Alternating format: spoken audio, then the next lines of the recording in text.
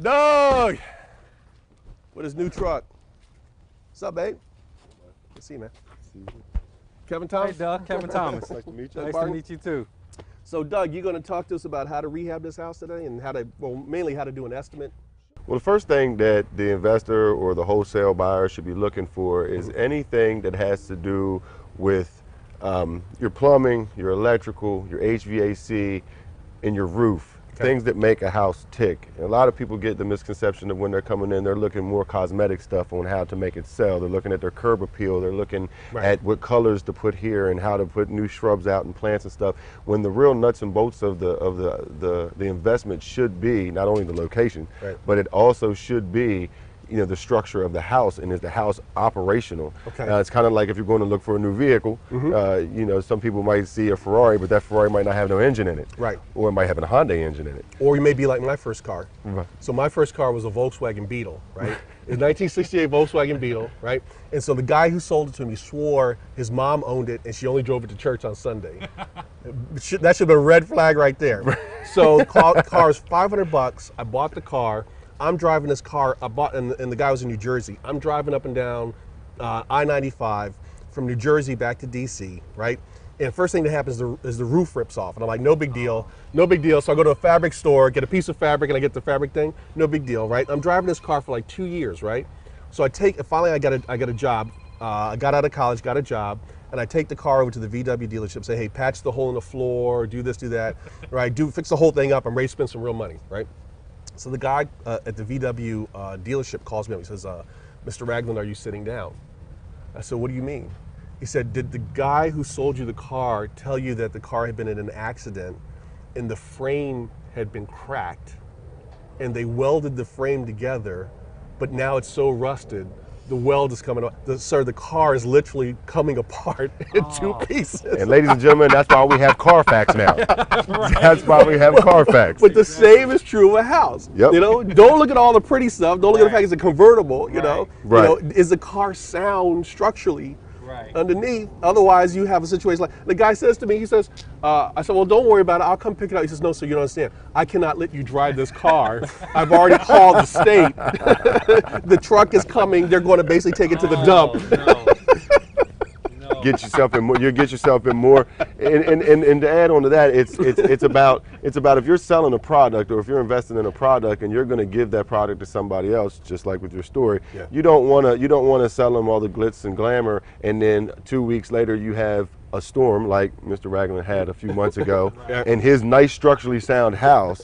But if there's any caulking missing or anything, you're gonna have water coming in. So if your roof's not sound, and these people buy this, you know, this property from you, they invest in it, and then now they have a nice pretty inside, now they don't, because you have so much water coming in, it is just ruining everything that you had.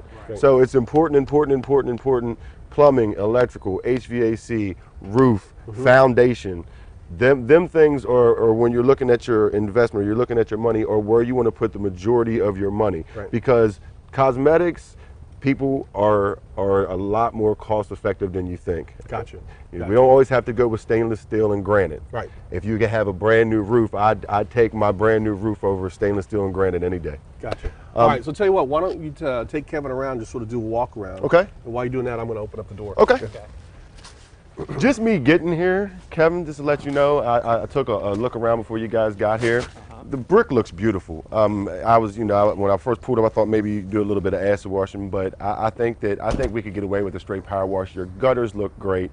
Over here, where the gutter butts up against the awning edge line, I see that. you can get some aluminum wrapping, some flashing to put there. It's just missing a piece of flashing. If you see the flashing coming off underneath, you're just missing your triangle piece of flashing right there. So that's an easy repair. The siding on both sides, beautiful. It looks wonderful. It just needs pressure washed. You have the J channel up here around, looks good. But on the inside where the grate is at, you know, you might have to replace the grate or do some repairs on it. But once again, nothing cost effective, and that's all cosmetic. As an investor, you get the option of whether you want to keep the garage, which the plywood doesn't look like it's all that great, but it looks like somebody started a project. They just didn't either have the money to finish or the time to finish. Fence looks great. My opinion, I would take the fence all the rest of the way around the entire property. and you just have to replace a couple slats here. It's a couple of boards that are broken off at the bottom. But other than that, you're good to go. One thing that I like to check out when we're looking at a property, especially on the exterior, is what the HVAC unit looks like. And that was the first thing I went to when I got here, was the HVAC unit, which sits on the left side of the house. And the HVAC unit is not on. I'm going to take a look at this. Show him the HVAC unit. Oh, okay, good. The HVAC unit on the left side of the house, you're definitely gonna need a new one. This is my suggestion to all investors. If you have a smartphone, you have a camera phone, anything like that, when you come out to your HVAC unit, which should not be surrounded by all these shrubs, there is on one side or the other of the AC unit. I don't know if you can see it here, but there's usually a tag, or there's usually a metal plate number, and it's probably around the back. Yes, around the back side, and you can't get around here, but around the back side, they usually have a metal plate, or they have a tag that tells you the model number, the description, what kind of unit you're dealing with. If you shoot that picture up close to any HVAC company, they should be able to tell you what you're looking for a new unit. Now, the unit, the coils, they look a lot dented up, but it just depends on what the HVAC guy says. They're the experts. Let them do their job. It also has all its working parts internally. The only thing that bothers me about this HVAC unit is it's sitting on gravel. It has no cement block on the bottom, nothing to keep it stable. So you have the backside sinking, and then you got all these shrubs and stuff growing over top of it. So it's definitely something to concern yourself with, because people want to make sure that they're not hot in the summertime. And you know, when we get inside, you'll see why they will be nice and toasty in the wintertime. The deck out back, the backyard looks great. Fence doesn't really need too much work. A lot of pressure washing, some staining. The deck looks beautiful. It's sound. It's structurally good to go. Just a little bit of TLC with it. The only other thing exterior that I see that if you have the extra money, once you deal with the plumbing, the electrical, the HVAC, the roof. And by the way, the roof looks good. There's a couple of spots up there where you might need to seal around the pipes that you see up there. But other than that, the roof, the decking looks good, because usually you'll see waves or dips in the decking if you're having roof issues. When we get inside, and I haven't had a chance to look inside yet, we'll see if there's any signs of any water that's coming in from the roof. And since this is a rancher, it'll be real easy to see. But is the windows. And these windows are old style windows. And Anderson carries good windows. I mean, you can get windows from Home Depot, but definitely for energy efficiency, you need to look into windows, because that's another selling point when you're investing, when you're selling in the house, is that you're going to be able to keep your house cool because of the windows in the summertime, and you're going to be able to make sure that the heat stays in the winter times, because you have newer energy efficient windows. And with that said, you probably get a better look at the garage out here. Me personally, I'd knock it down. I'd knock it down and clean the backyard up. Look, not much landscaping back here, just a lot of cleanup. Like I said, paint the fence. Got a nice beautiful tree out back for the kids to play around. Another selling point. I have no idea when I came out here what this contraption is for. I don't know what they was doing with that, but it's just another thing that has to go. Definitely over here, you have a concern going down into the basement, where you're definitely going to need a handrail within code. Going down into the basement area, a little bit of masonry work, but that's just cosmetic. Everything else is just pressure washing and just clean up out here. Not nothing that's too major. Before you start getting into all the fancy stuff with your house and all the fancy stuff you want to put into it. But some cracks along that wall there. Is there something that you should be concerned about? Well, usually what happens with this, Kevin, is they'll parge all these walls. They'll parge them all up, and as you can see, this is what parging is. Okay, that's basically parge, because you got your cinder block, your cinder block will run, and then they'll parge these walls, and they'll make it all look nice and flat and flush. And that right there is nothing that has to do with anything that's load bearing. It's just basically a retaining wall.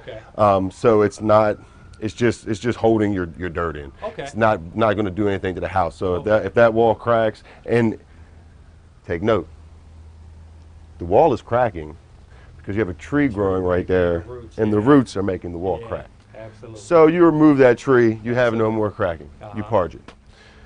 And as you can see, the tree Tree roots along here. all along here, and that's why Knocked all of that. this knocked Wow. out. Wow.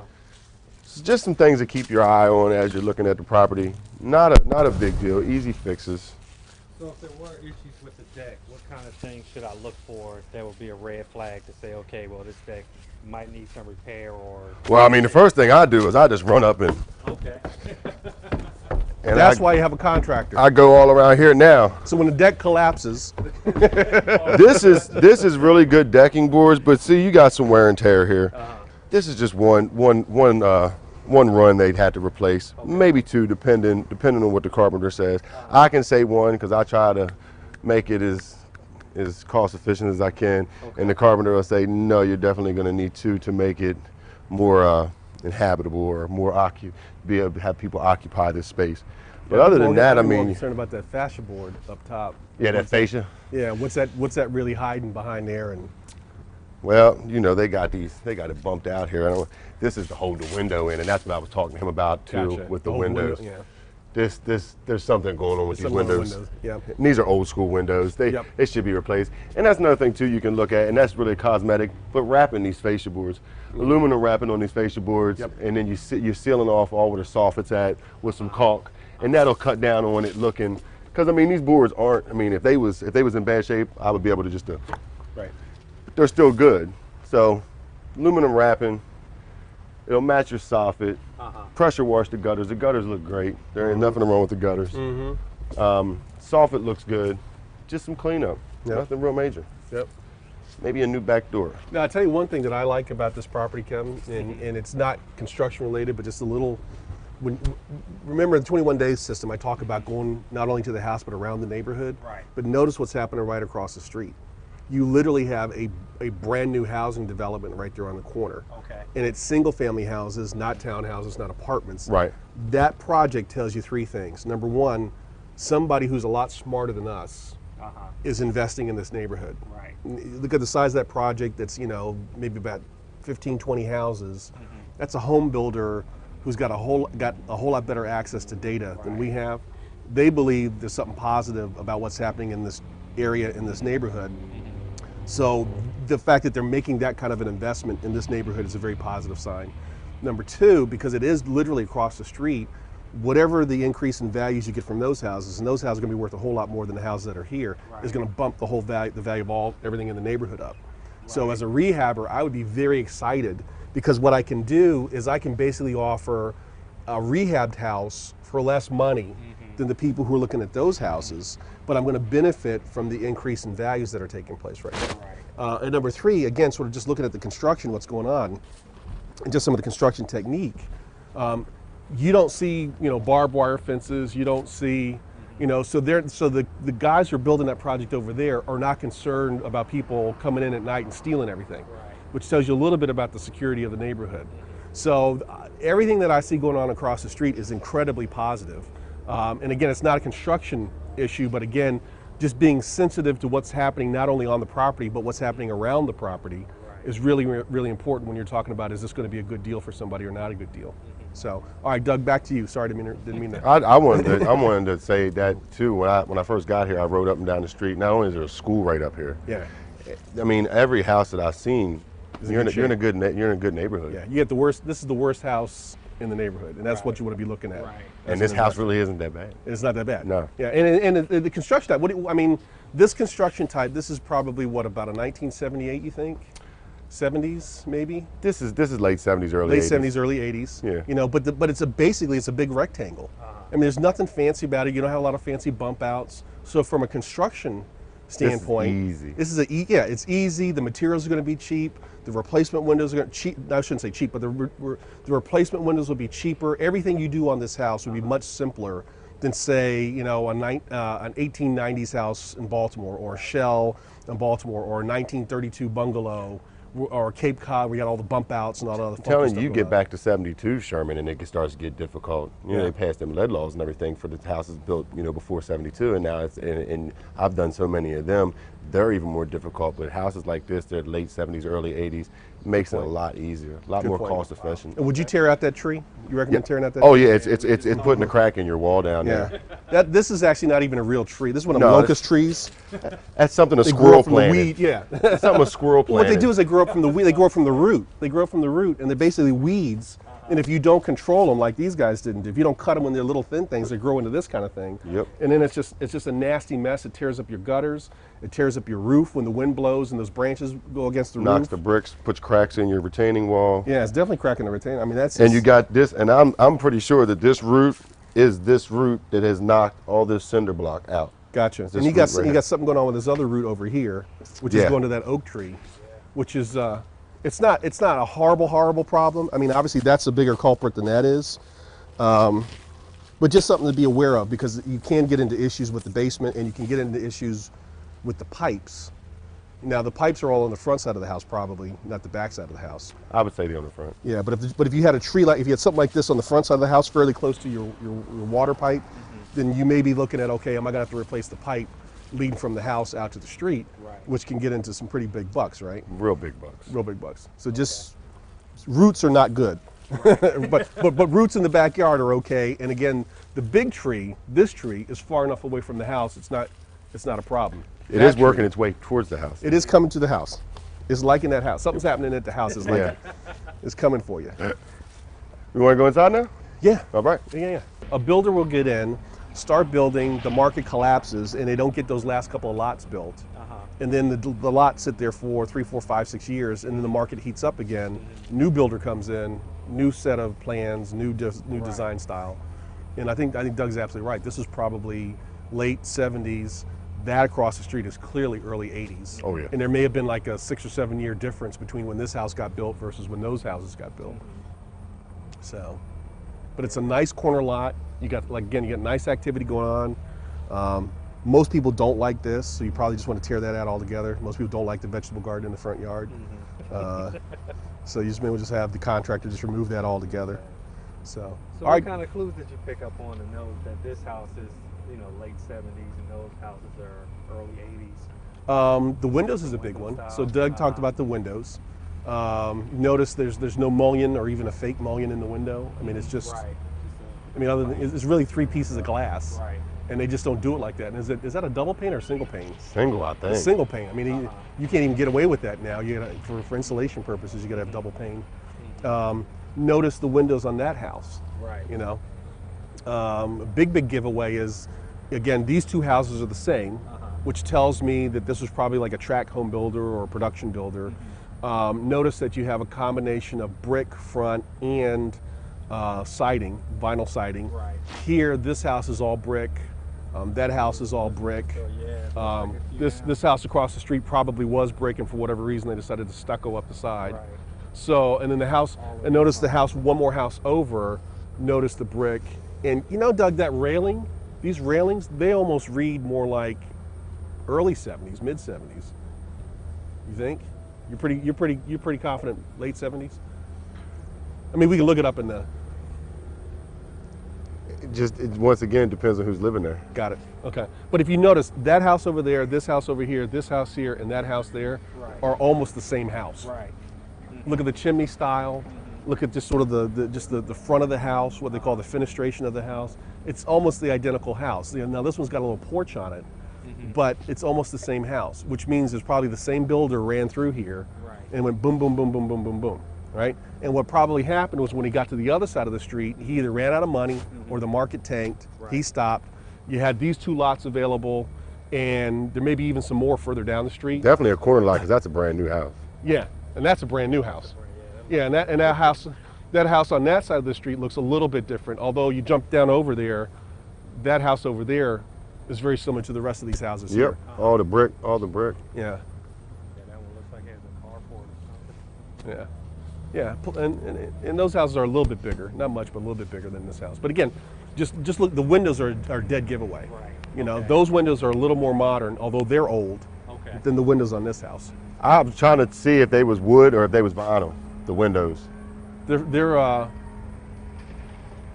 look like the wood sashes with little vinyl mullions that are sort of like the kind that's sort of like on the outside of the window, just Right. sort of the fake.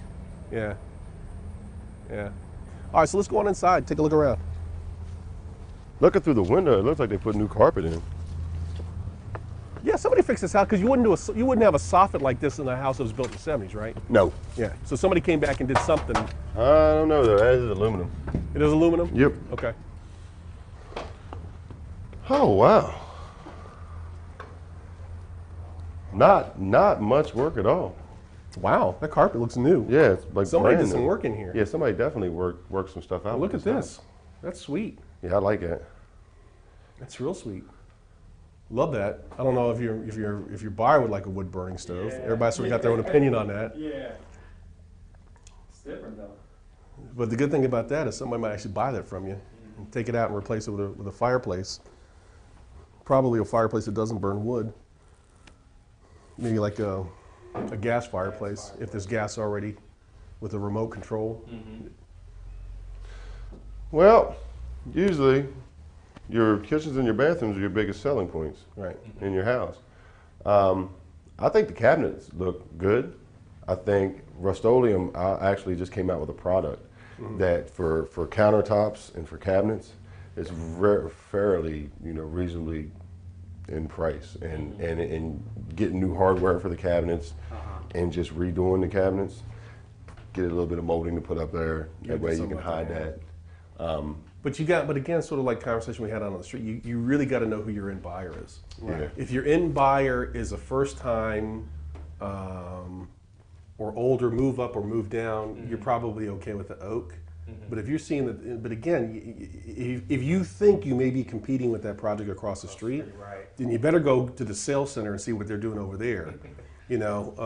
Because it sort of gets into that penny wise pound foolish. You may save some money by just resurfacing, or save some money by just leaving them away. But for what cabinets cost, Right. you may want to go with a higher grade, a cherry, maple or a cherry or something like that. Again, this kind of grain pattern. I mean, this is what you typically see in a Ryan home. Now, you familiar with the different builders, Ryan, Cahill? Okay, so Ryan really caters to that first-time home buyer. Small townhouses, really small dinky houses, somebody who's getting out of an apartment where just having their own house is like wow enough. Right. This, because this house really sort of has the ability to have some pizzazz, and I think these cabinets, the way they are now, actually brings you down. So I would probably be looking to, I hear what you're saying, Doug, but other than There's always two routes. but other than saving the knobs, which are pretty nice, because let's say that you put new cabinet doors on, once you open it up, you're still looking at this, and the cost to try to change that grain pattern. I mean, again, it's a little subtle thing, but you just got to sort of know your buyer. You can get away with it, but your house is not going to have the pizzazz factor. It's not going to have that wow factor. Right. And if you need to have wow factor, because this is not just a first-time home buyer, but maybe even potentially a step up or even a step down. If I'm coming out of my big old house in Bowie, God forbid, maybe I've lost a spouse and decided to, I need to step down, simplify my life. I'm not going to be happy with these cabinets. Oh no. The people who will love these cabinets are the investors who are just like, screw it, just get them in there, and let me collect the rent check, and the tenants don't care. Right. Or somebody who's stepping out of an apartment, and again, they have their own house, that's good enough. I think you'd be better off asking the contractor to give you a little bit better quality cabinet and give you pricing, again, A/B pricing. What's the price to just replace it and do what you can do, and what's the price? What's the price to replace the doors, but leave the cabinetry in place? And obviously, you got to clean up stuff like this. Right. Versus what would you charge me just to go ahead and just a whole new outfit it all out? This is what, sort of a Corian? Is this a Corian? No, it's not even Corian. No, it's like a vinyl. Yeah. Vinyl. And so I would definitely look to replace the whole countertop, and you may want to redesign the kit. You may want to redesign it a little bit. If you're going to replace the cabinetry, I might very well put the stove over there and put a refrigerator here, which means probably lopping this one off altogether. I think it might flow a little bit better. Yeah, the only problem you have to worry about with that is cutting into your electrical and your plumbing costs of Yeah. where you're running stuff, because if you got your dishwasher here, you obviously know your water's coming up from here. That's a good point. So having to move stuff that's But just your problem is you don't have enough space in there to get a decent refrigerator. No, definitely not. Well, And I'd be looking once you for- take the cabinets out, you have a little bit more room to play with, and taking these Yeah. countertops out. But this kitchen is small anyway, Yeah. and this kitchen's not a big, huge. This is definitely not going to hit your pockets really hard with the size of this kitchen. Yeah. But again, you got to have a vision of what you want. Right. Your contractor will give you whatever number you tell them. If you say, I want it just to be, sort of what it is, leave it alone. Right. But if you do a little bit of homework, do a little bit of research, a little bit, like talking to other rehabbers who've got firsthand experience, going to some open houses on a weekend. So maybe you're giving up one Saturday morning and seeing what the newer stuff, Okay. identifying those rehabbers who have a really good reputation for doing really high quality if they've got something in this neighborhood. So example, Express Home Buyers. When Express Home Buyers does a house, they trick it out. So if Express Home Buyers is in this neighborhood, you better be coming in at the same level they're coming in, Right. or you're gonna get clobbered when it Right. comes time to resell the property. Right. And even though you're acting as a wholesaler, you still need to think the way a rehabber thinks. Right. So if I was coming in to rehab this house, as an example, and I'm sitting here looking at what's happening across the street, what's happening in the neighborhood, I'm sitting here in my mind going, this is not a traditional first time. This is actually a notch above. Okay. And therefore my house has really got to be a notch above. In which case, even though this carpet is new and it's nice, I might rip it all out and put hardwood floor. I was going to say that, or at least take hardwood into the dining area. And I might go with a stone rather than this vinyl rollout cutout, because look see how it waves and stuff like Right. that, which may mean you may have to do a little subsurface, Don't feel bad. It feels okay? All right, so let's say, again, if I'm going for something that's a step up, I'm taking the cabinets out, I'm redesigning this kitchen, I'm probably expanding the footprint of the kitchen. Now it's nice and wide open, which is cool, Right. but I might actually do a stone, and the stone might, come over to here or something like that, where the and then wall- have hardwood, so I'm actually expanding the footprint of the kitchen. Right. And if there's gas anywhere here that I can get gas, I'm probably going with a gas range. I'm probably reconfiguring the kitchen. I'm definitely going to redo the appliances. If nothing else, I want appliances that match. Which is sort of, and this is a brand new stove. It's still got the thing hanging on it. So I suspect somebody, either a home buyer got in here, got over their head, or a rehabber got in here and didn't know what the hell they were doing. I would definitely take that countertop is nasty. Yeah. Not even talking about the dead roaches on it. Yeah. Definitely want to spray. The sink's been beat to hell, so you may want to think about replacing that sink with something a little bit nicer. Still has the knobs. Doug's got to run the numbers, but for not a whole lot more money, you could really make this kitchen sing. With what this house, I'm just shooting in the air right now, but from what I've seen on the exterior and the interior of this house, you could take between $20,000 and $30,000 and make this house Really special. Wow. Yeah. Okay. And the difference between an ugly kitchen, the difference in an ugly kitchen and a kitchen that's jazzing is like what, maybe 5,000, 10,000? Yeah. Okay. I usually say about 7. Okay, so so there's a $7,000 difference between a so-so kitchen and a jazzed out kitchen. Right. But the jazzed out kitchen will make the house sell the first weekend it's open. Right. The so-so kitchen, the person's gonna be coming and going, that house was okay, and it was a nice corner lot, and but there was nothing special about it. And what people don't understand, I say this all the time, people don't understand, folks buy stuff, even houses, on emotion. You buy based on emotion, you justify based on logic. Right. Okay? And people hear that, but they don't really hear that. Okay, so an example, I'm having lunch with Stephanie Terry, right? So Stephanie's one of our big time rehabbers, right? And she wanted to meet with me, and I wanted to meet with her, and we want to compare some notes and talk about some different stuff. So she's like, well, meet me over at the Bob Evans. I'm like, Bob Evans, come on. She's like, no, I got to pick something up. I said, okay, fine. So we go to the Bob Evans. I actually find something on the menu I can actually eat and not worry about it. And after we finish, it's time to leave. She goes to the, how they have the little area, like a little store? Right. She grabs this candle. I'm like, what's that? She said, well, this is really what I came here for. I said, what is it? It's a candle that smells like pancakes. It smells like maple syrup. She said, I need this for my open house this weekend. She said, I went to this open house last week, and I'm like, what is that smell?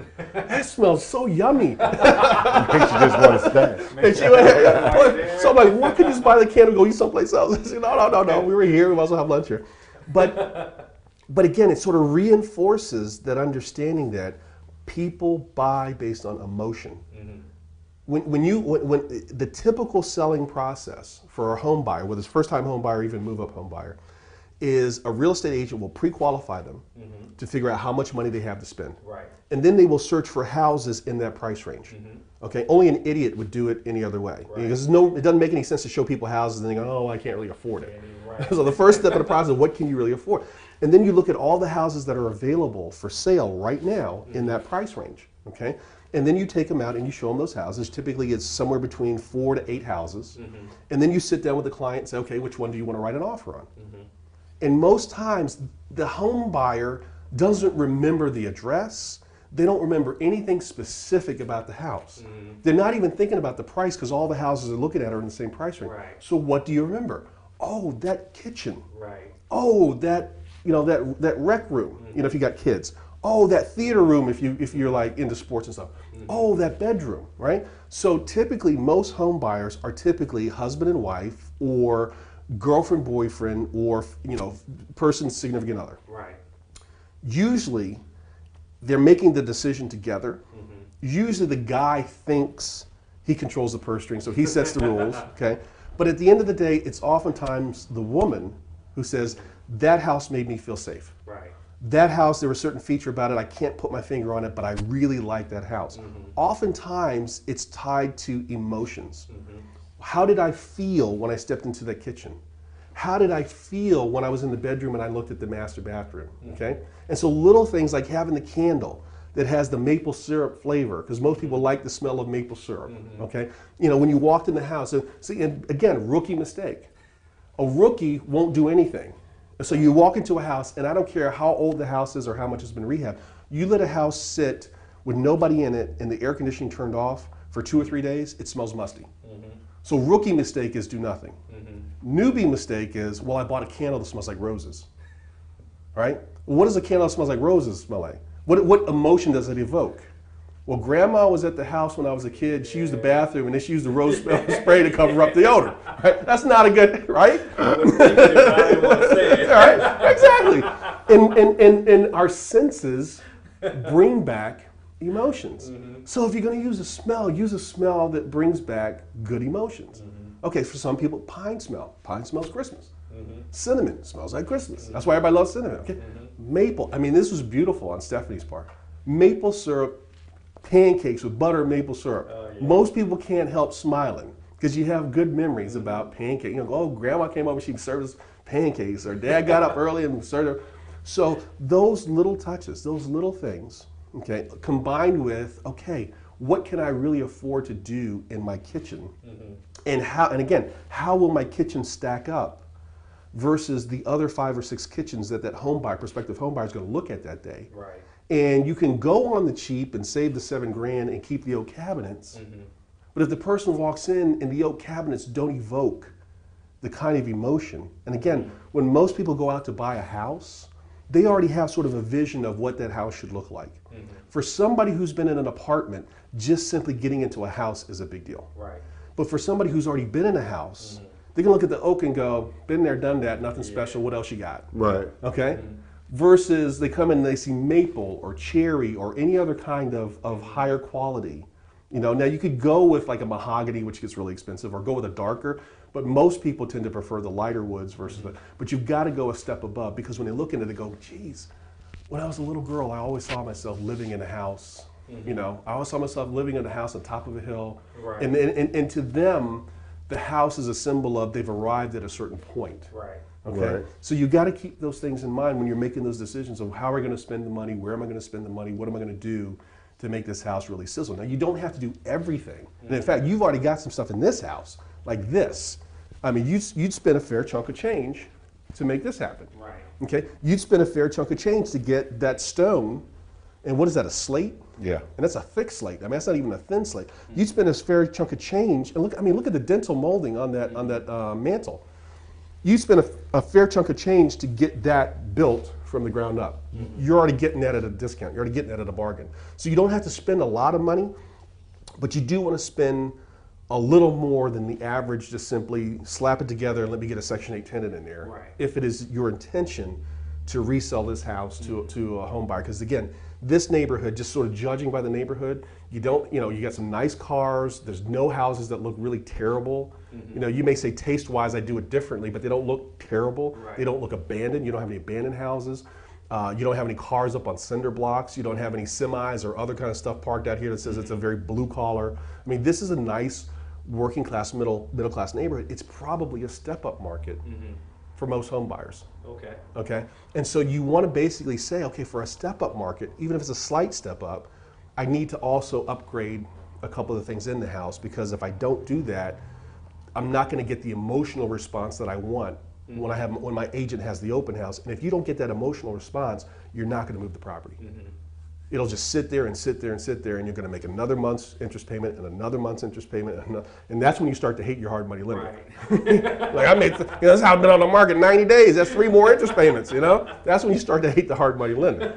But if you get those little details done right up front, then you have your open house. You do a good job of marketing the preview. You tell all the agents about it before you have the open house. You have the candle burning with the maple syrup smell, and people walk in and they go, "I love this house." What do you mean you love the house? It's just sticks and bricks. There's something emotional that's going on deep inside that they're like, okay, it's not that they love the house, it's that they had a vision for where they wanted to live, and the house is connecting with that vision. And they're loving, and what they're loving is they're loving the fact that they've discovered or they found what they were looking for, and they couldn't put it into words. Right. Okay? Does that help? That helps. Okay. Yeah, All right. absolutely. Doug, go ahead. What else you want to tell us about this? I'm used to dealing with a mess, and this really is. This is not a mess. This is not a mess at all. I mean, there's really not too much I can Look at that, get a pedestal sink in the bathroom. Yeah, it looks like they have a new sink here, but they could. The bathroom definitely could use some work as far as the surround and a new tub. And you guys can take a look and just see that. But I do like that tile work, especially the black white. I mean, that's sort of a classical. You might, and the toilet's not bad. That toilet looks No, good. the toilet and the sink look good. Just the tub and the fixtures. Yeah, the big problem you got is you got sort of a beige thing going with a white thing going. Right. And you're mixing styles, and that's never a good thing. And then you got a Victorian thing going on with that soap dish, and I don't know what's that got to going come on out. with that. Yeah. That definitely got to come out. Because your pedestal sink reads sort of a postmodern. Your tile sort of reads sort of a deco modern. I mean, that's sort of a 1930s, 1940s design. But your tub reads 1972. The handles are already shot. If you're going to go with this style tile, which I think you should, you want to have handle, fixture, again, little details. Right.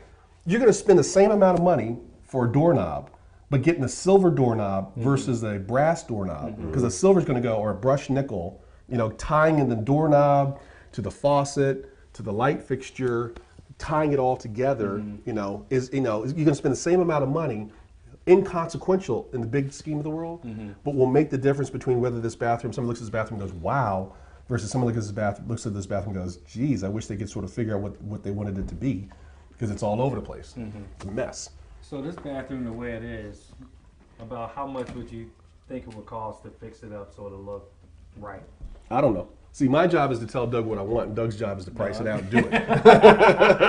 but you have to have a vision, Right. to say, look, I can't put my finger on it, but dude, this is like all over the place. How do we clean this up without spending a lot of money? So as an example, that medicine cabinet, that's a mess. What you may want to do is take the medicine cabinet down, put an oval mirror or something, and then put a really nice, kind of like lights you got in the bathroom of the office. Yeah. Take that light fixture down, rewire it so it's higher, and get a nice big old oval mirror that's flat up against the wall. Not having the Victorian soap and toothbrush holder sitting on top of the Second Empire sink. You look at that sink, you don't have to be an architect to know those two things don't go together. Okay? They're clashing. They're clashing with each other. I mean, one is sort of old country inn and one's Ritz-Carlton. They don't go together. You could high end get this bathroom done. High end $3,500. Okay. That's high end. Now, are you redoing everything, or are you keeping? I'd redo the floor. I'd redo the floor. I'd get all new fixtures. I'd get a new tub. I'm talking I about think the you know. window. I think you can probably keep the sink, and I think you can keep the toilet. Toilet and sink can definitely stay. Yeah. Now, if this is the only bathroom, would we still want to keep that sink or get a sink for the cabinet space? Well, that's a great question. If you go with a pedestal sink, you've got to have some place to keep your cleaning supplies close by because you're not going to put them on the floor. That should be your linen closet, is it? That actually goes downstairs. Okay, well, this was a linen closet, but now So it's got your HVAC. yeah, which you could actually, it would be Yeah, really that's a easy. That's a dangerous proposition. Putting your cleaning supplies and your HVAC together. You know, No, if if you- somebody spills something, you got No, here. You got here. Oh, okay. Well, I mean, it's technically your hall closet. So if you do keep the pedestal sink, you're going to have to figure out some place, somehow, some way. Now, here's the good news. This is actually stairs going downstairs. You might actually be able to bump out. I mean, it ain't perfect, but As you far, might- as far as bump out for the bathroom, yeah. And just put a little closet. Oh, okay. you could. You just but box this, it out. But this isn't HVAC, and this is just duct. Just a ductwork. Oh, it's just the duct. Oh, I'm Just sorry. duct. I thought you meant the heater, the furnace was in there. And it's got a nice little light. I mean, Oh, yeah, you could easily box do that this. in and put shelving in there. Oh yeah, yeah. My misunderstanding. See, don't assume anything. It's just for. Yeah, I'm with you. Which you don't need to do today. You get like a flex duct that would take up a whole lot less space than that. A lot less space and give you back some more closet space. I don't know why they put that big old thing in there. Yeah. So that again, I would price that as an option. Okay. Something to think about. Okay. So I'd definitely match the doors up. Okay, yeah. and I think you got no choice. You're gonna have to do some of those windows. I think you have to do some with all the windows. So This bathroom's great. yeah. Oh, I love it. It's definitely. I mean, That's what you call a water You had to closet. check the sink out.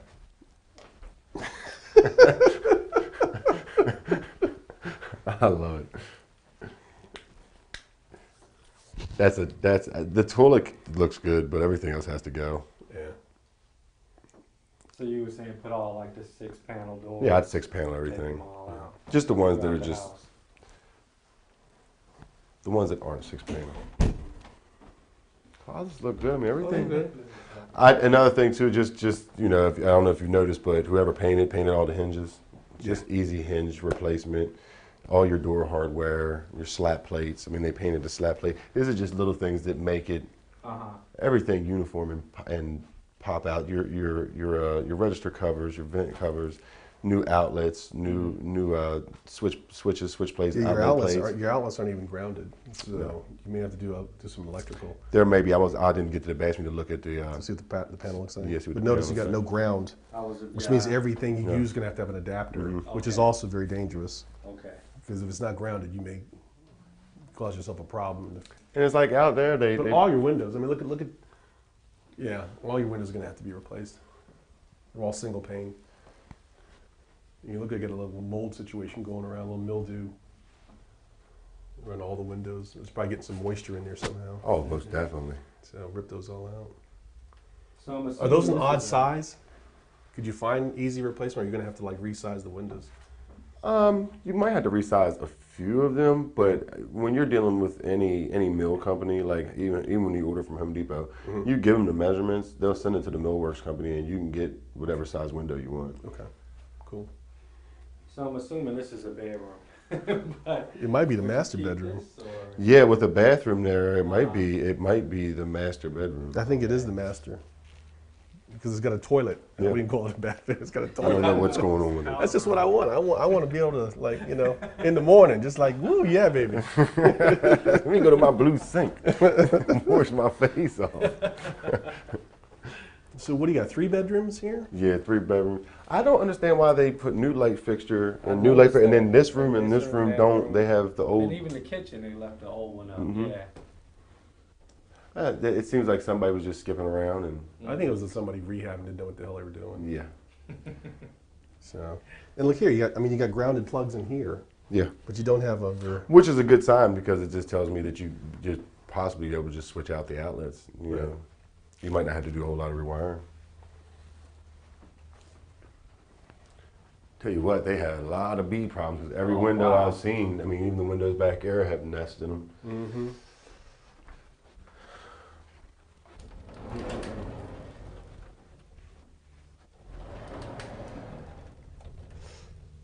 I mean, this house is. I mean, it's everything's. I might even go as far as all new trim, new baseboard, Yep. new door trim. Well, especially if you decided hardwood the whole thing, you're gonna have to do baseboard. Right. Well, I guess we're on to the basement. Anybody want to go up in the attic? You have a light on that thing? I'll go up. I'm not scared. Okay. I noticed this here in the kitchen. Would this indicate there could have been a? I was sitting when Sherman was talking. That was just kept coming to my eyes. Don't Probably took cabinets out or something out. something came out. I'm just hoping that it wasn't something that because Structural? If you notice, crack, Some cracks crack, there. and if you notice here, there was a patch here, Uh-huh. and I'm just hoping it didn't have nothing to do with the roof or anything leaking or getting into the house. No, there was a beam there. We just took the beam out. Maybe. You know, I love playing the guessing game with these houses. Well, why would you cut out all that drywall unless you had a leak and a mold problem? That's exactly what happened. And they cut all the joists too. Because it was probably, and you see how they sprayed all the 2x4s. Yeah.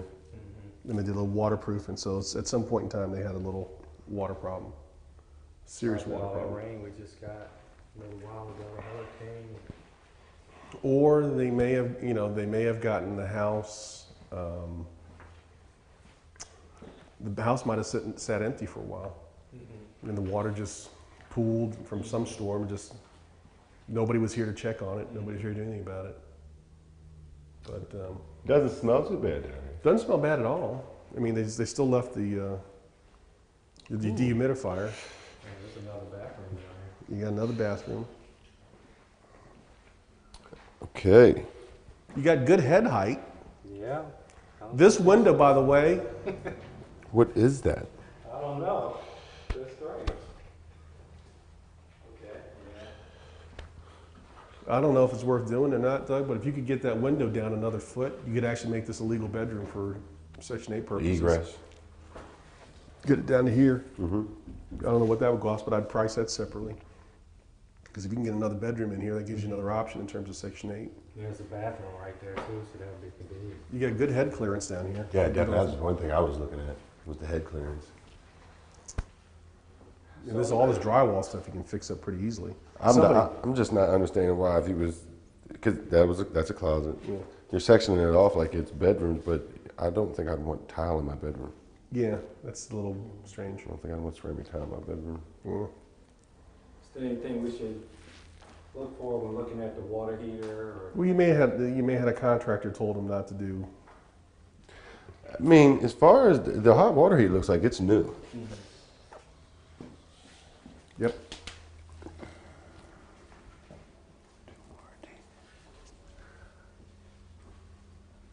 Yeah. Hey, there we go.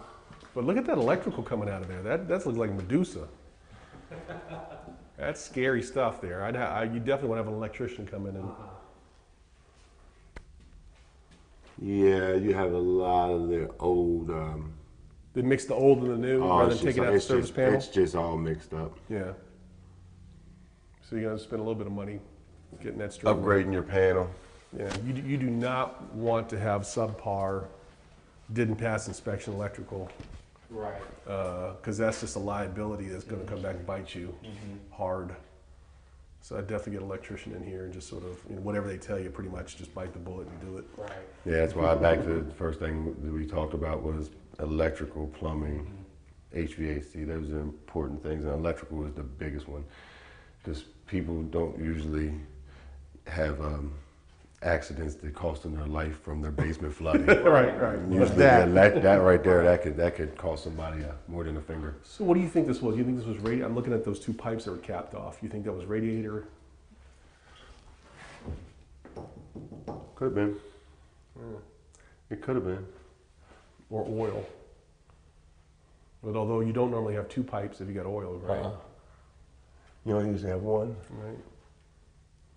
Yeah. So you may want to look at doing something there. 'cause that's Actually, pretty them exciting. two, actually, those two pipes are from the hot water heater. So they relocated the hot water heater. Yeah. Okay. That's what they did. Gotcha.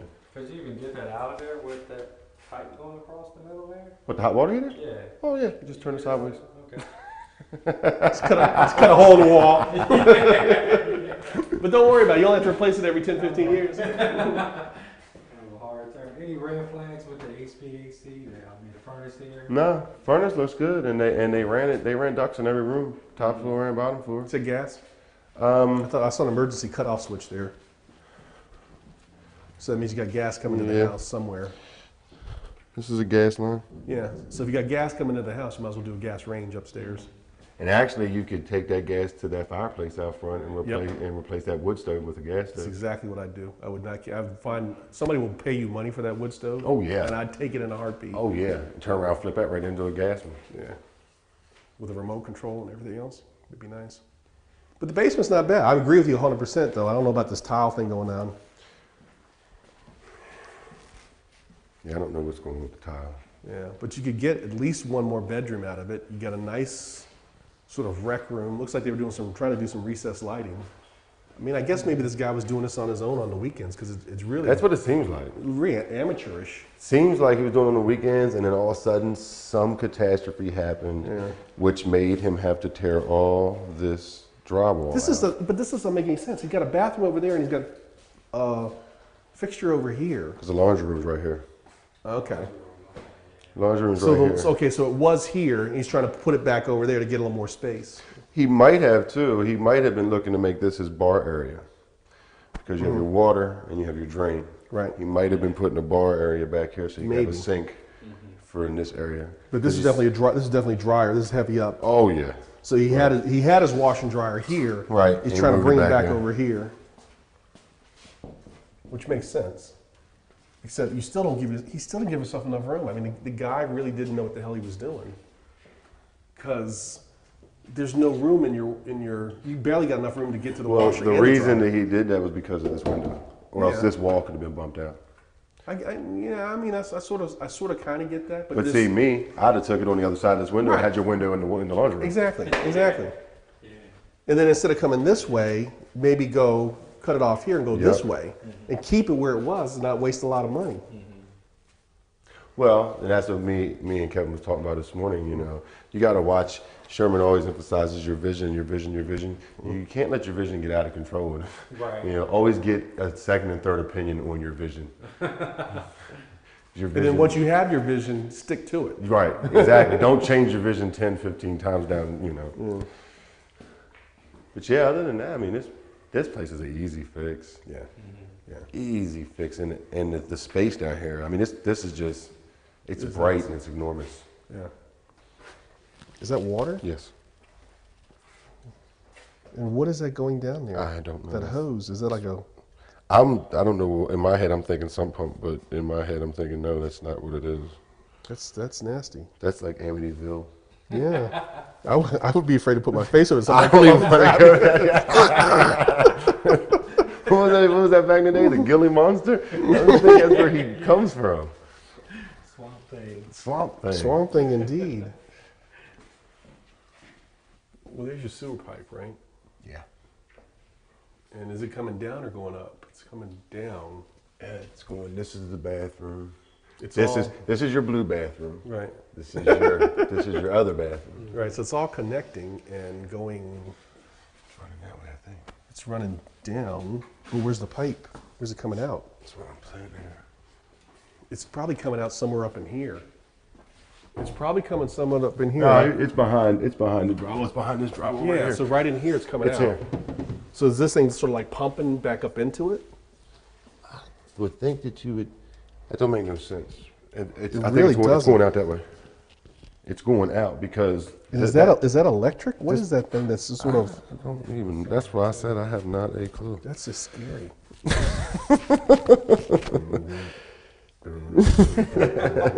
Now there's something attached. It's going down. There may be a sump pump down That's there. what. That's the only thing I can. But think I've never of. seen a sump pump pit Yeah, it's a pit. There's like not even a that. crock. Yeah. I mean, it's rectangle. They're Yeah. usually round. Oh man. The guy was like, "Sump pump, I don't need one of them." So Kevin, here's the good news. You just said to kind of figure that out, man. Figure it out and give me a price. Oh man. Yeah, the Wow. sewer's going out that way. Because the pipe actually runs right here. That's what I'm and thinking. goes out. And so he's trying to pump up into and then tie into the sewer. Maybe. Do we dare opening up this back door? No, actually, it's running the wall line. The sewer is.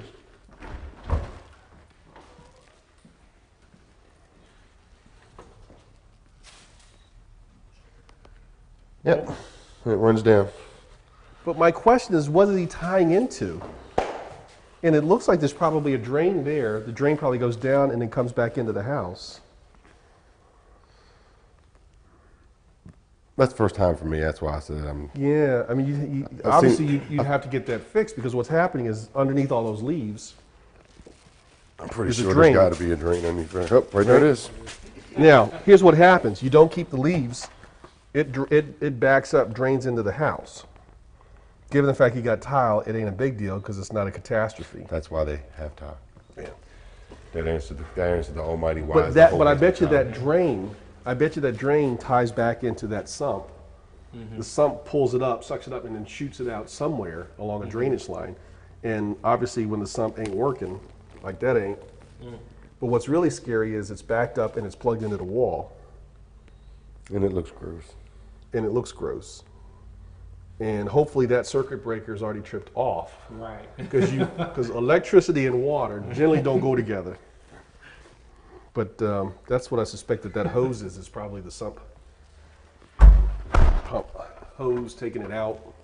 You said you follow the sewer line along the wall? Yeah, it's coming. It's coming down right there.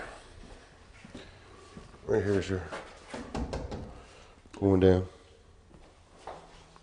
And then probably out to the front. Yep. To tie into the sewer out the front.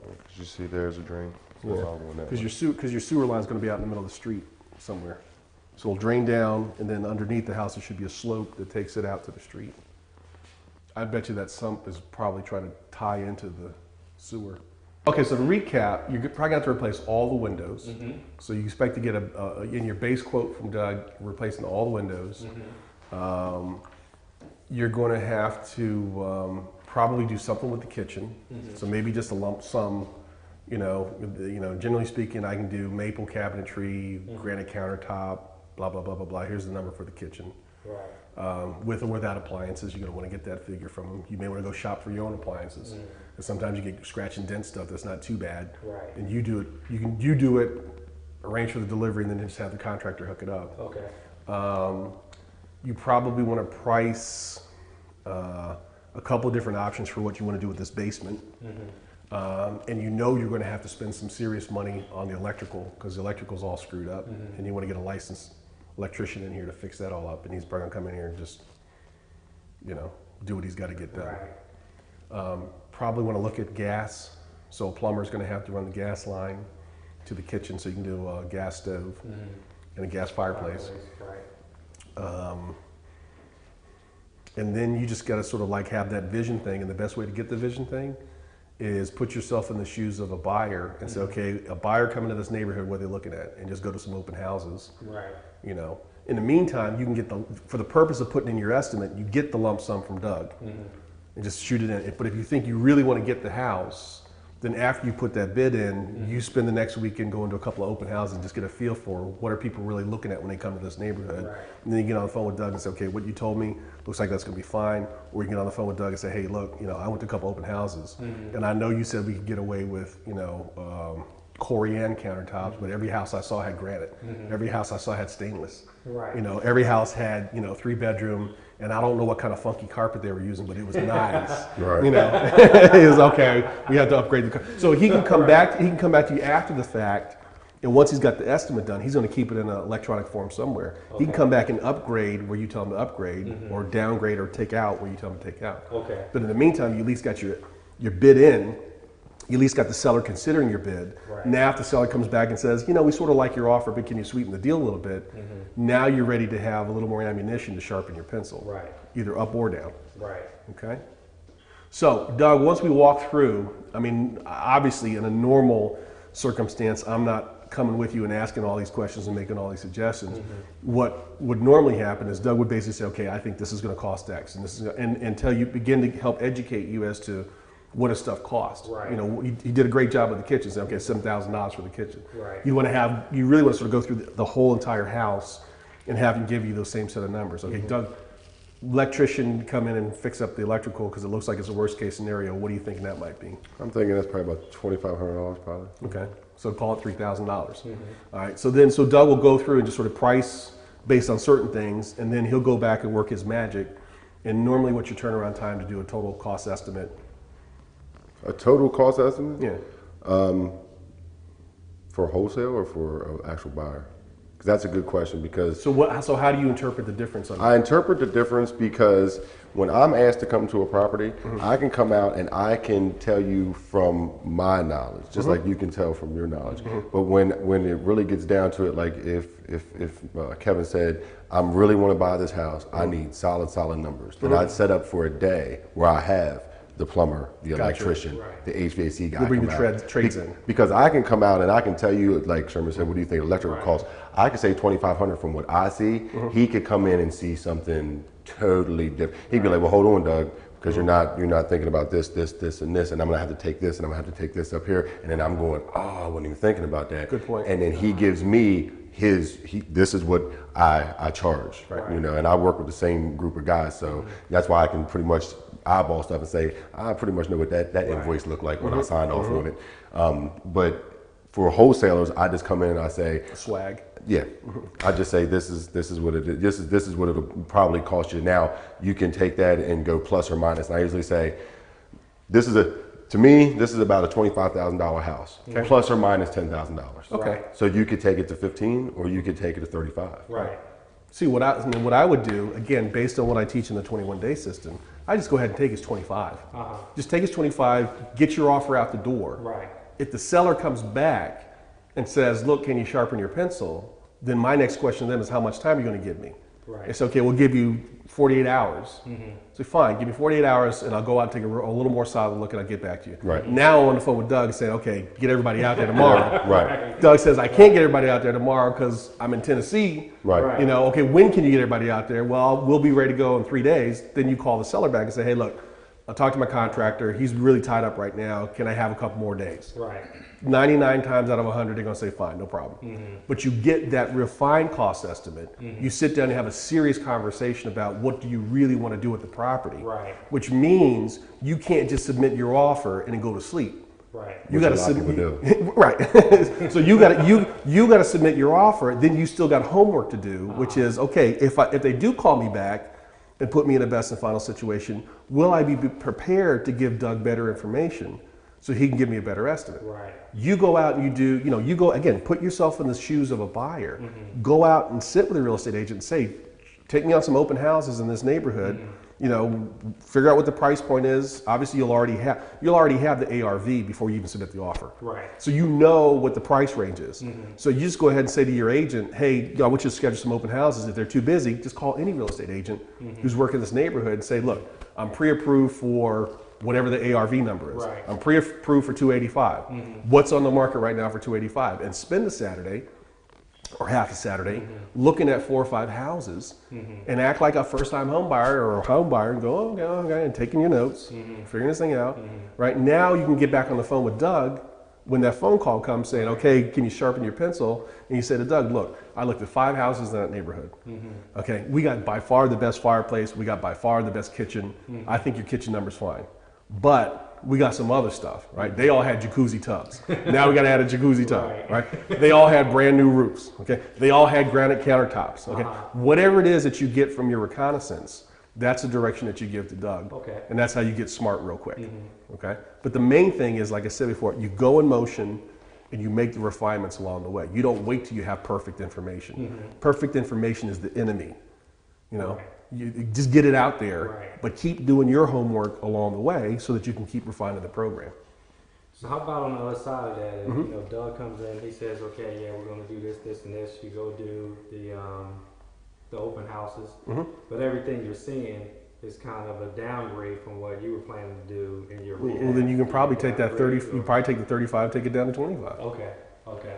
You know, the more information you can give Doug, the better he can sharpen his pencil. Okay. The better you can sharpen your pencil. Okay. What I'm saying is, don't wait to have perfect information. Right. Right. Right. The newbie says, I'm scared. Fine, go do it anyway. Right. The rookie says, I'm scared, and unless Doug gives me exactly the right answer, I'm not even gonna go look.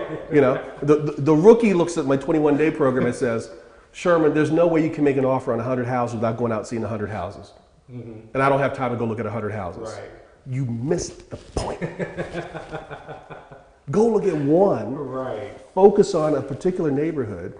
Get your best answer from Doug. Pay him his $100. What are you charging these days to do a cost? Oh, I charge all kinds of stuff. $3,000. So whatever he's charging, pay it to go look at 2 or 3 houses in that neighborhood and get Right. real smart about it. You say, well, geez, last 2 times I went out with Doug, he said it's 25 to 35,000. I guess that's the answer Right. for this neighborhood. Now you can be making offers all day long, and you just basically nail that neighborhood until you start seeing some deals pop. You get 2 or 3 deals and you make $5,000-$10,000. It all paid for itself and then Right. some. This fee was, yeah. Right? Then you move on to then you move on to another neighborhood. Right. And you get to the point where you're working 3, 4, maybe 5 neighborhoods max, but they're sequential. They're not all at the same time. And the rookie makes the mistake of trying to work everything all over the map. And what's the old saying? Master of everything. Excuse me. Jack of all trades, master of none. Right. You know. What does Confucius say? He who chases 2 tigers gets none. Right. You know, you just focus on one neighborhood and get as smart as you can get on that neighborhood, and then go to another one, and then go to another one, and then go to another one. Because the chances are, if Doug tells you this neighborhood, this kind of house, 25, 35,000, that ain't going to change a year from now. Right. Probably not going to change 2 years from now. Not unless something major happens in this neighborhood, like an earthquake. Yeah. So now you're at the point. Now you're at the point where I know the neighborhood almost like the back of my hand. Every time I went out with Doug, he told me it was 25, 35,000. Now I'm at the point where, okay, yeah, I know that neighborhood. Hey, Doug, can you send somebody out, or can you go out and do an estimate on this house? Now you don't have to go with him. Right. Take your camera, videotape, and one of the great things about Doug is he actually does that. That's I mean that's where I learned that trick, because he'd do that for me, right? Now he's walking through the house, saying, okay, this is what I see, this is what I see. In which case he's in and out in 15 minutes, Right. instead of like today he's in and out in an hour. Has it been an hour? And he emails you the little video file or the link to the video file, and you can be anywhere in the world looking at that video, and then coordinating with your buyers on your buyers list to feed deals to them. Yeah, that's awesome. All right? Yeah. Oh yeah. Cool. Makes sense. You learned something today? I learned a lot. You glad you rode shotgun with Sherman? Absolutely. Thank you, boss. You Appreciate it. didn't let me ride shotgun with Sherman. Well, you didn't ask the question. I did. You're right. You're right about that. All right, Kev. So, one last thing I want to just share with you before we get out of here totally. Okay. After you come out and look at the house, I think it's very important just to sort of drive around the neighborhood, Okay. the immediate neighborhood, and just really get a sense of what's going on, just to make sure that this looks like it's going to be a good deal for you. You want to make sure you're like not right next door, butting up against a crack house. Right. Excuse me. But if you look at these houses again, they're all built around the same period of time. Notice the windows. Yep. Notice the brick style. Okay. All these houses in here, with the exception of the sort of the 2 on the corner, are about the same period of time. But you got some other things happening. As an example, right over here, this is a newer house. So that house right there is probably built. That house right there is probably built in the 90s. And the reason why I said is if you just sort of look at that roof line. Okay. That's a little bit newer, a little more modern. It's not a new house. Again, you can sort of look at the wood up in the top. And you see the wood starting to rot. That wood there's probably about 18 years old. Okay. Okay, so it's at the point in time where people need to start spending some money to fix it up. Uh-huh. But it's a newer house. Those 2 houses up at the corner, very similar in style and design. Okay, so again, what probably happened was they laid out the neighborhood, the builder built a certain number of houses, and then either the market changed or something happened to the builder, and these lots probably sat here empty Right. for a number of years, and then a new builder came in with a later period of time, maybe 10, 15 years later, and started building these newer houses. And look at this house right here, that's gorgeous. Okay, that house right there is probably about 20 years old, so that's probably 80s, late 80s, early 90s. This house is probably 80s, 90s. Okay, and that's a really good sign. Right. You know, so when you look at the values for this neighborhood, you're going to see the values a little bit higher than the value of the house that we were looking at in particular. But again, I just sort of like to drive around and just see what's going on and just get really, really comfortable that I'm buying either the worst house in the neighborhood or making an offer on the worst house in the neighborhood, or I'm at least below the values of what else is going on around here. And again, just sort of noticing the type of cars, the quality of the cars, the way the houses are maintained. You know, I got a nice little Chrysler 300 over there. So this is a really nice, I would probably suggest to you, solid, you know, white collar, working class neighborhood. Probably got a number of people who work downtown in federal offices, or folks work at Andrews Air Force Base. Okay. And I just think it's really important just to sort of drive around and get a sense of what's happening, and is the neighborhood sort of solid like this one is, or is it on its way down or on its way up? You can sort of tell if it's on its way down if you start seeing abandoned houses, or you see the stickers on the window telling you that they're foreclosed houses. Right. And you're just not seeing a lot of that here. You're seeing some eccentricities. Like this guy here is probably a vet or something like that. He definitely loves America, you know.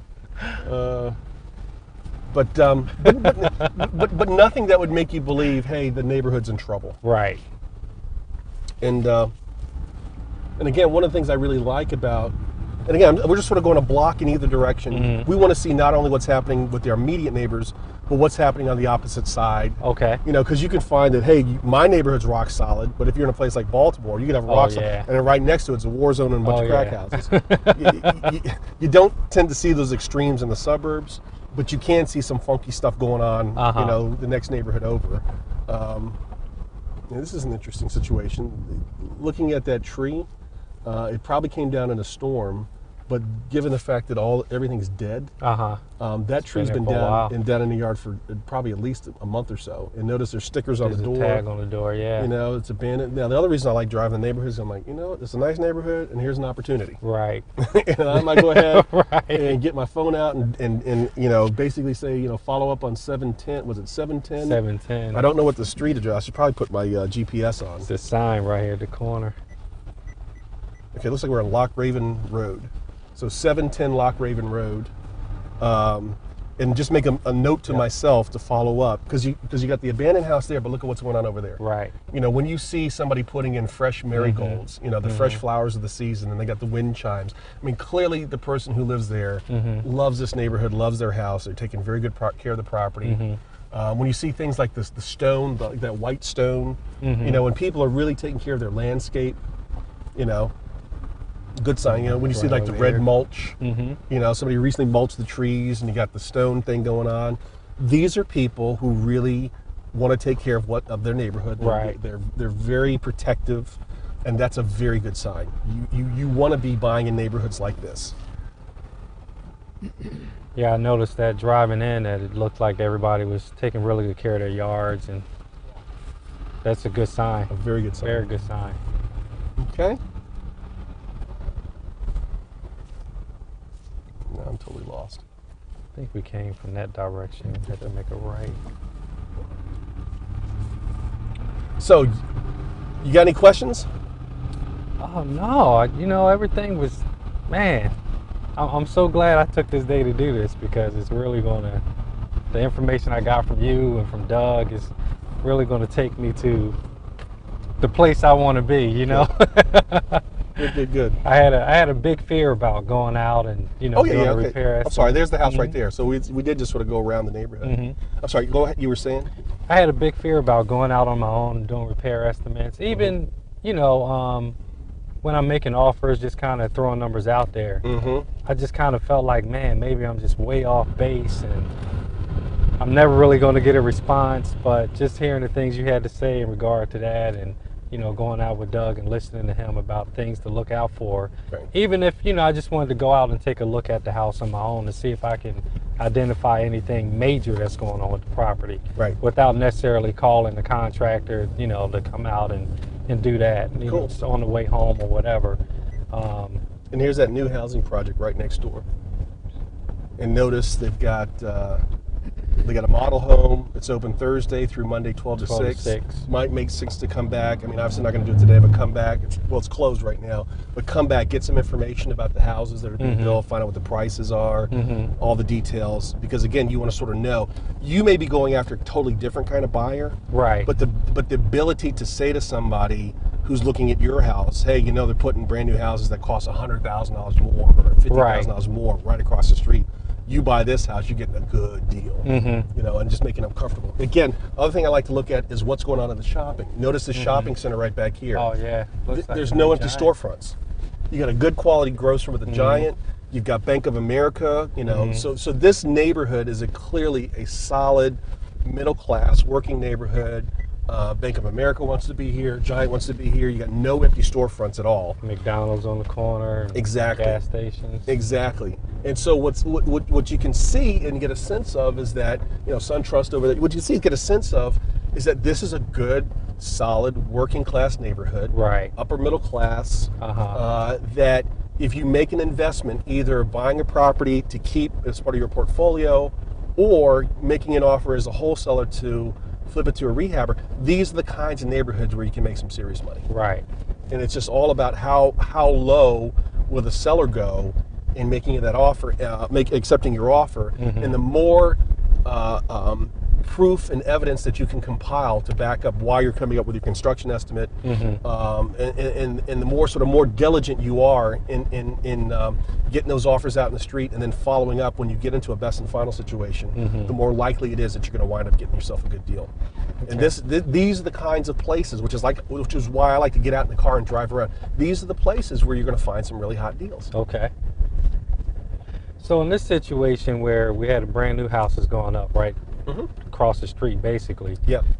What kind of bump would you expect to see as far as the housing values on the older homes? That's a great question. If you actually have sort of an apples to apples kind of comparison in terms of the type of the housing, normally new construction is going to get you a 20 to 30% bump, even if the houses are almost identical. There's just something about new construction. Given the difference in ages, you got a pretty significant gap in the ages of the houses. So the house we were looking at was probably built in the 70s. Looks like somebody tried to rehab it. The house directly across the street was probably built in the 80s. Right. These houses are being built in 2011, 2012. Right. Okay, so that's, you know, what, a 30-year difference between the next newest house in the neighborhood. That's a pretty big gap. The construction style is going to be different. The way the floors lay out are going to be different. The appliances, the whole thing. So you're probably targeting a totally different buyer. So you can't really say, well, you know, that house across the street's $100,000 more, therefore my house is worth. You can't do that. Right. But what you can do is say, look, to the prospective buyers who are looking at your house, hey, look at the houses that they're building. Look at the people who are moving into the neighborhood. Now you don't want to actually use these words, but the implication is the other people who move into this neighborhood have more money than you do. Right.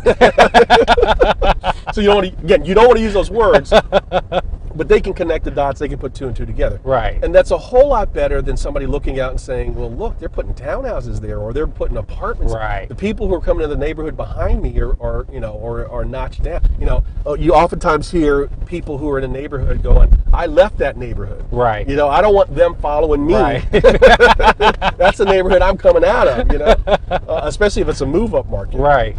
So it is an important issue, and it is something that you want to pay close attention to.